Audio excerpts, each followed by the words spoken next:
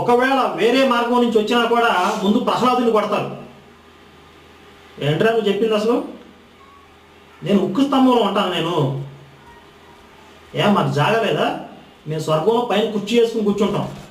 ఉక్కు స్తంభంలో ఉండాల్సిన కారణం మాకేంటి? ముందు ప్రహ్లాదుడిది అంటారు.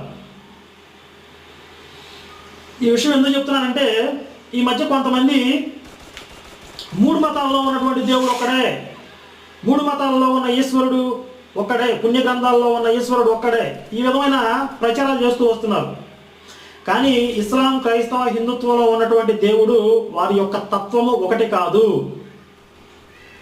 యెహోవా, అల్లా వారి యొక్క తత్వం వేరు, హిందుత్వంలో ఉన్నటువంటి ఈశ్వరుడి తత్వం వేరు. హిందుత్వంలో ఉన్నటువంటి ఈశ్వరుడు భక్త వశంకరుడు, భక్తులకి వశమైపోతాడు. వారు ఏ విధంగా భావిస్తే ఆ విధంగా వారిని అనుగ్రహిస్తాడు. వారు బిడ్డగా